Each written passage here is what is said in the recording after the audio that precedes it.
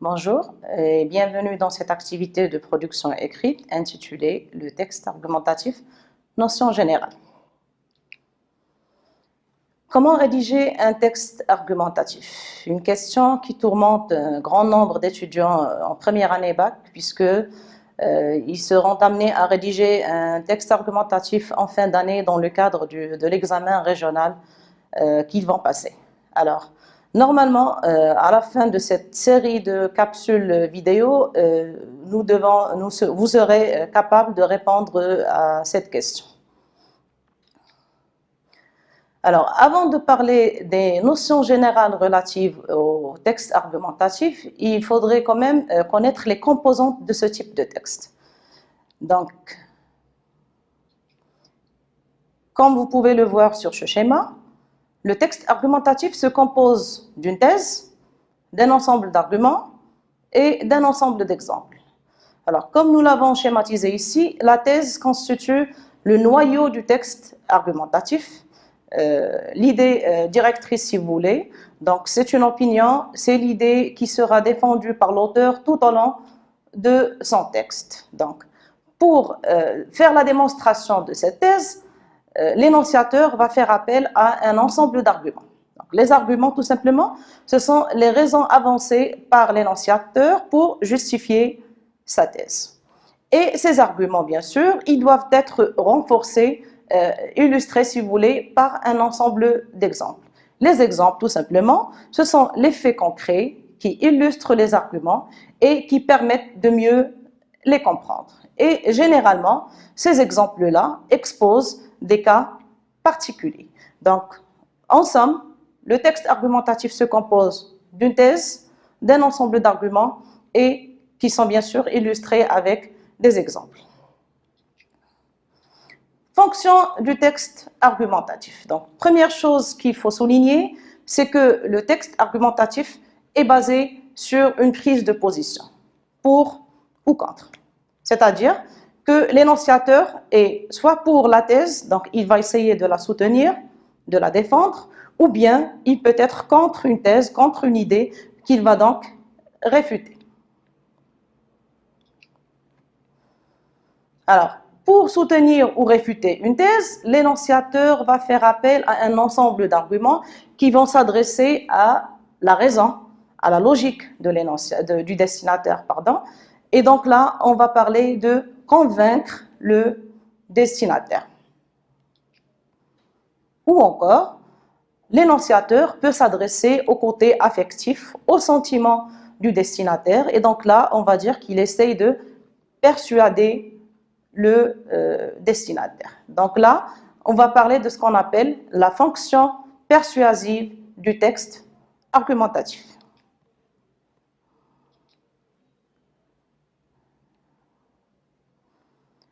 Alors, donc quand le texte n'est pas adressé à l'opposant lui-même, c'est-à-dire le destinataire n'est pas un opposant de l'énonciateur, il vise à empêcher le lecteur de prendre cet adversaire au sérieux, et donc là, il va essayer de convaincre ou bien de persuader le destinataire, et on va parler de la fonction persuasive lorsque l'émetteur cherche à convaincre, persuader le lecteur. Par contre, le texte argumentatif peut être adressé aussi à l'adversaire lui-même, c'est-à-dire à l'opposant lui-même. Donc, dans ce cas, ce texte argumentatif va avoir une visée de réduction, il va avoir comme but de réduire le destinataire au silence, donc sans chercher à le convaincre. Et là, on va parler de la fonction polémique du texte argumentatif. Donc là, c'est lorsque l'objet premier de l'émetteur, c'est de ridiculiser son adversaire, de le tourner en dérision, de se moquer de lui, etc. Alors, donc, pour saisir une argumentation, il faut donc bien repérer l'identité de l'énonciateur et du destinataire. Donc, il est très important de bien lire le sujet pour repérer la situation de communication imposée. Donc, qui est l'énonciateur? Celui qui parle, si l'argumentation se fait oralement, ou bien celui qui écrit le texte argumentatif.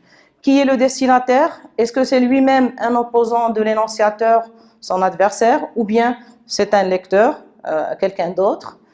Quand, où et dans quel but. Donc, le temps, le lieu et le but de cette argumentation. Donc, il y a deux buts différents de l'argumentation. Le premier, c'est d'agir sur les connaissances du destinataire, c'est-à-dire l'énonciateur essaie de changer la manière de voir des choses du destinataire. Donc là, on va donner un petit exemple. Un journaliste pourrait produire un documentaire pour dénoncer la discrimination et les attitudes négatives à l'égard des personnes âgées ou bien ce qu'on appelle l'agisme aussi. Ou encore, deuxième but, c'est d'agir sur le comportement du destinataire et là, on essaye de changer sa manière d'agir.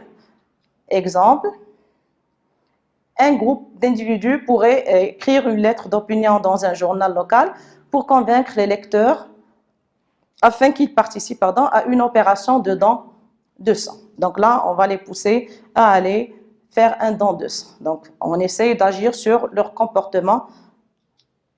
Alors, on va essayer de récapituler cette première partie en disant que un texte argumentatif est une forme de discours qui a pour but de soutenir, de défendre ou de réfuter une thèse, un point de vue, une opinion, de convaincre et de persuader le lecteur à propos d'un sujet et l'inciter à modifier son opinion ou le pousser à agir. Ceci en utilisant des arguments enchaînés, illustrés par des exemples, des faits et des observations. Alors, on va essayer de voir ce petit exemple, d'appliquer un petit peu sur ce petit exemple. Les animaux et les plantes contribuent au bien-être de l'humanité. D'abord, ils fournissent une grande part des matériaux nécessaires à la vie humaine. La quasi-totalité de notre alimentation, une bonne partie de notre habillement et dans de nombreuses régions du monde, la plupart des matériaux de construction. Donc, c'est un extrait d'un courrier de l'UNESCO. Donc, l'émetteur ou bien l'énonciateur, c'est le rédacteur du courrier. Il s'adresse à un public général et donc le but, c'est de sensibiliser ce public à l'importance de la faune et de la flore dans le bien-être humain. Alors là, nous avons ce qui est en rouge, c'est la thèse. Les animaux et les plantes contribuent au bien-être de l'humanité. L'argument ici apporté, c'est qu'ils fournissent une grande part des matériaux nécessaires à la vie humaine. Et cet argument-là, il est illustré par des exemples concernant l'alimentation, l'habillement et les matériaux de construction. Alors, comme vous le voyez dans cet exemple, thèse, argument et exemple sont aisément repérables. Alors, après avoir parlé des fonctions du texte argumentatif, nous allons essayer maintenant de détailler, si vous voulez, les caractéristiques de ce type de texte. Première caractéristique, c'est le point de vue. Donc, quand on parle de point de vue, on parle, si vous voulez, de la position occupée par l'énonciateur dans son texte. C'est-à-dire, est-ce qu'il choisit d'être objectif, neutre, et donc là, il n'a pas le droit d'exprimer des jugements personnels, de faire des commentaires, d'intervenir, ou bien au contraire, il est subjectif. Et dans ce cas, il a le droit de s'impliquer et d'intervenir dans son écrit. Alors, concernant le texte argumentatif, ou bien dans l'énoncé argumentatif, l'émetteur ou le locuteur est généralement présent. Mais il peut aussi ne pas se manifester directement. Donc, il peut prendre l'objectivité apparente du discours explicatif. Alors, quand il est présent, quand il s'implique, on va dire qu'il est subjectif. Alors, cette subjectivité, elle va se manifester à travers un ensemble d'indices.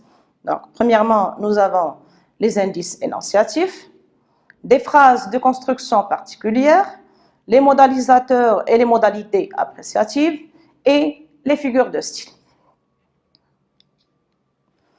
Les indices de l'énonciation. Alors, dans ce cas, l'énonciateur s'exprime en général avec la première personne, soit du singulier, soit du pluriel, et en utilisant toutes les marques de la première personne. Mais il peut aussi généraliser pour donner le sentiment que son opinion est partagée par tous. Donc, on sait que, il faut que, tout le monde voit que, etc. Alors, pour ce qui est des phrases à construction particulière, l'emploi de ce type de phrases exclamatives, interrogatives, non-verbales, impératives, révèle parfois une attitude engagée de l'énonciateur, c'est-à-dire ses jugements de valeur, son enthousiasme, son indignation, en mettant l'accent sur sa propre sensibilité. Alors, exemple de phrase exclamative, qu'elle n'avait pour dire que c'est un très mauvais film. Croyait-il vraiment nous impressionner avec ce scénario banal? Phrase interrogative, donc inacceptable, aberrant, exemple de phrase non verbale. Alors, les modalisateurs, donc ce sont les marques de l'opinion. Les modalisateurs sont employés par l'énonciateur dans son texte pour exprimer opinion ou bien pour exprimer aussi une certaine certitude ou incertitude. Donc l'émetteur exprime son opinion et la fait partager au destinataire en employant des modalisateurs de certitude et un lexique évaluatif ou affectif. Ce lexique témoigne de l'implication de l'émetteur. Les modalisateurs de certitude permettent d'évaluer le degré de vérité, de certitude de l'énoncé. Donc celui-ci peut être probable, obligatoire, certain, possible.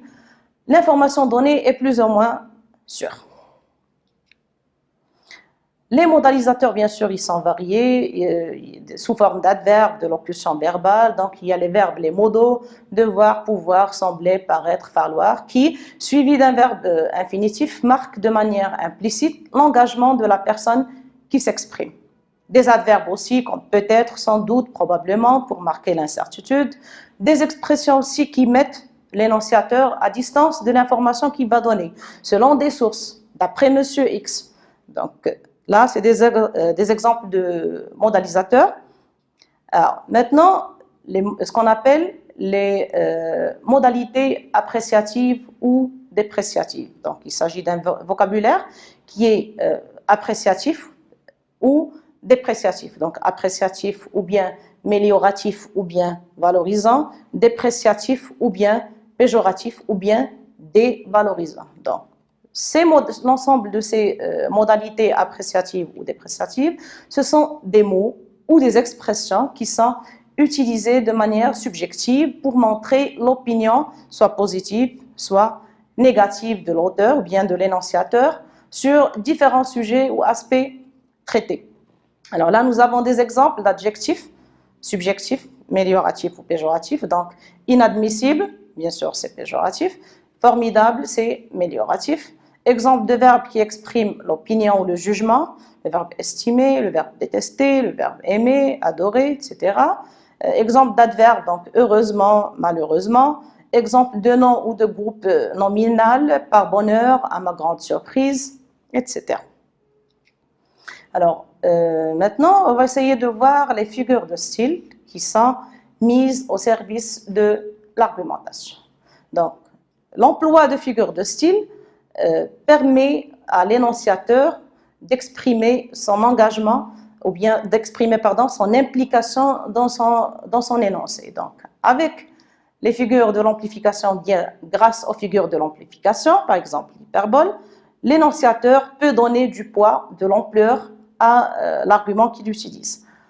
Avec les figures par atténuation, par exemple l'euphémisme, l'énonciateur peut suggérer plus implicitement.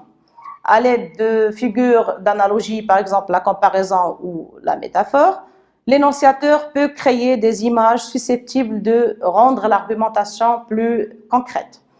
Avec les figures d'opposition, par exemple l'antithèse, l'énonciateur peut souligner des contradictions. Alors, notez bien que ces figures de style ne sont pas de simples décors ou ornements, ils appuient la thèse et la renforcent dans un style très personnel.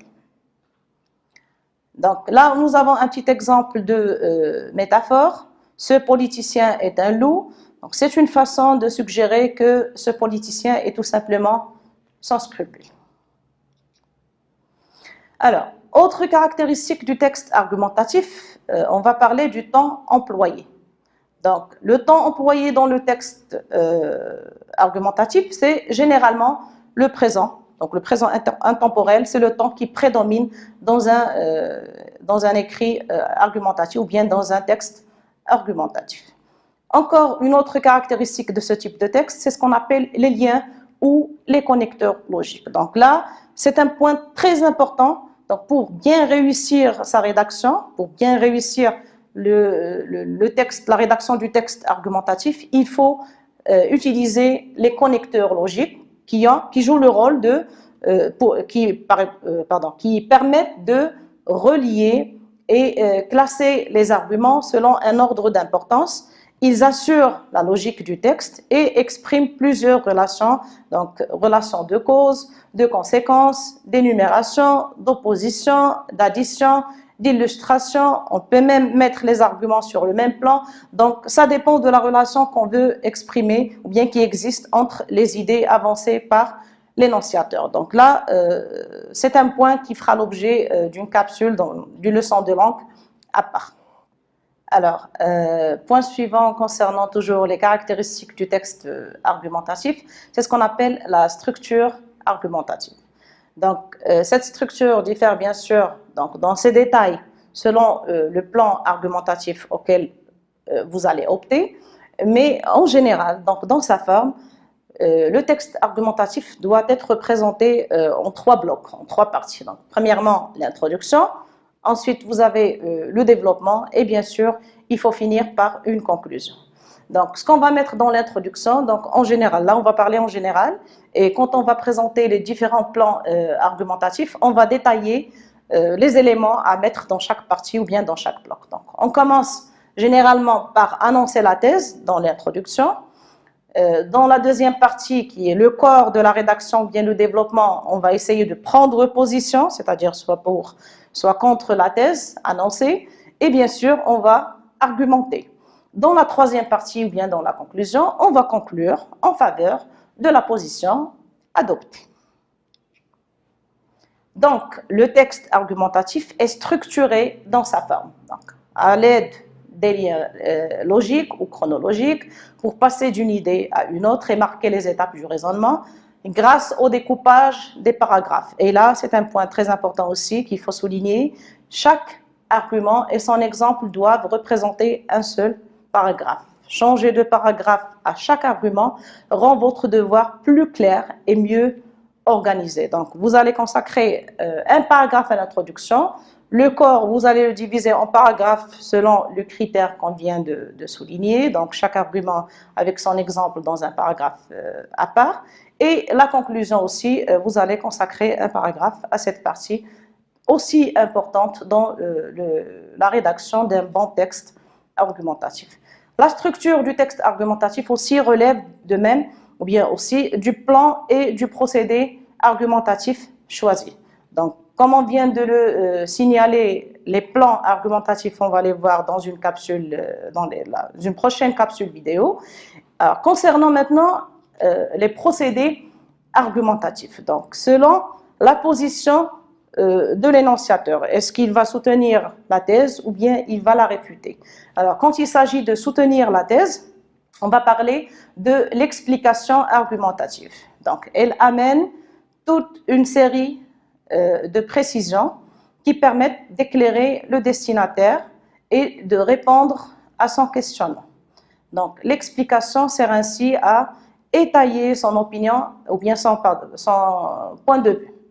C'est donc une stratégie qui vise à justifier le bien fondé d'une thèse en présentant des arguments qui s'appuient sur des raisons, des causes ou des principes logiques. Par contre, quand il s'agit de réfuter la thèse, rejeter la thèse, on va parler de procédé de la réfutation. Donc, on rejette la thèse adverse en utilisant le lexique de la concession, de la négation et de l'opposition. Cela permet de mieux affirmer son opinion et d'attirer avec plus de force l'adhésion du destinataire.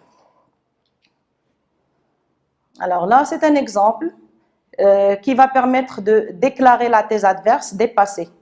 Donc, un exemple concernant les jeunes en relation avec l'écriture. Donc, comment peut-on dire que les jeunes n'écrivent presque plus aujourd'hui? Grâce à Internet et aux nouvelles technologies, les jeunes écrivent beaucoup de messages ou de textos sur les sites et les réseaux sociaux.